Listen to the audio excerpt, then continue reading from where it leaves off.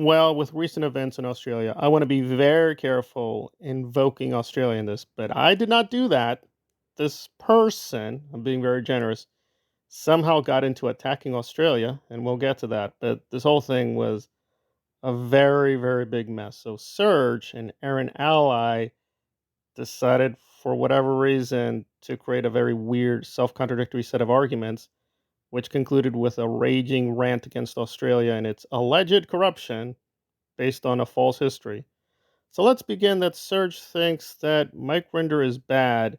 Great, hip hip hooray. What in the hell does anyone care about that when there's children being exposed to disgusting, unthinkable role plays with adults inside of a hotel? You tell me what's more important to report on. So, literally. And why are you laughing? What's so funny about this, Mike Rinder? And Okay, got it. He smiled. And later, Serge smiles. So we have the smiles theory of legal something or other. I don't know. That was just weird. Oh, and let's just give a sample of a very, very weird problem that he had with the sound system that just kept coming back and back. That's why he was smiling, because it just kept persisting and he thought it was very funny. But remember, when we're talking about the subject, you can't smile. But he did. He smiled and laughed. Sorry, you guys. I don't know what this echo thing is going on. Thank you, Marina. I appreciate it. Sorry. Oh, you guys, sorry. Hold on. I think I fixed it though.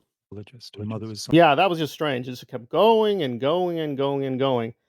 But then he moved on to an article which served as the basis for attacking all of Australia, although there was really no interconnection. It was just a weird conspiracy theory he just dreamed up out of nowhere, and he got everything wrong. Like, everything was almost totally false and fake. So there's one fact that, yes, Eastgate is a monster. Definitely Eastgate was involved in a very shocking and ugly cover-up. Now, was the Australian response the best? It's a little confusing. I actually looked at this case before he did, by the way, and it's actually not clear why they didn't proceed. It's a little complicated. But then out of nowhere, Serge does this very weird revisionist legal history that is totally fake and false. Now, that might be interesting if off on BS technicalities. Why, Australia? Australia, a corrupt, disgusting country. Australia that literally brought us Scientology. And if you don't know what I'm talking about, you guys, these are the first MFers that figured out how to, oh, this is a church. Yeah, give them exemption. Oh, yeah, church. Everyone's a church. Australia accepting Scientology as a religion and its legal system did have a massive effect on the US version of Scientology. I don't think it did. And in fact, it's not possible. It's literally metaphysically impossible, because Scientology was accepted as a religion in the US in 1957.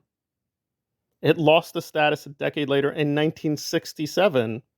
So Australia really didn't play almost any role in this. And that Hubbard went to Australia, like, I guess, some weird demonic godlike force. He then had time travel powers. He had time travel powers and then got back to America in 1957 because Australia was susceptible to Scientology in the late 60s.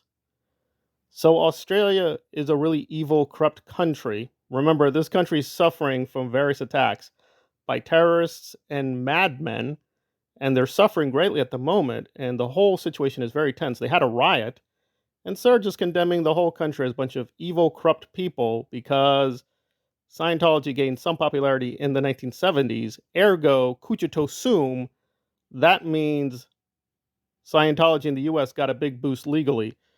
No, in the US, Scientology was established as a religion in the 1950s, and legally it got its recognition in 1957, but it lost it a decade later. This is not disputable. This is just basic legal facts. So we got everything wrong. The history wrong. Does he even know the legal history of Australia? Does he understand this political system? Australia is a very complex place, and they do have some shameful chapters. For instance, they were a party to the genocide in East Timor, one of the worst genocides of all time. But even there, it's a little complex because the government made a lot of effort to fool the people. So, yes, is there a history of corruption in Australia? Yes. Are there shameful chapters in Australia? Yes. It's a colonized country. However, connecting these weird dots in the way you did, I'm like, and slandering the Australian people right now is just like, huh? A complete mess. It was just weird, rage messed, incompetent, can't even control the sound, and Mike Rinder bad because he smiled. Connected to the legal history of Australia, which is then connected to corrupt media political system connected to, huh? And how do you know any of this stuff? Well, the one fact is yes, Eastgate is a monster, but Serge is very incompetent and not to be trusted on legal history or frankly any other history.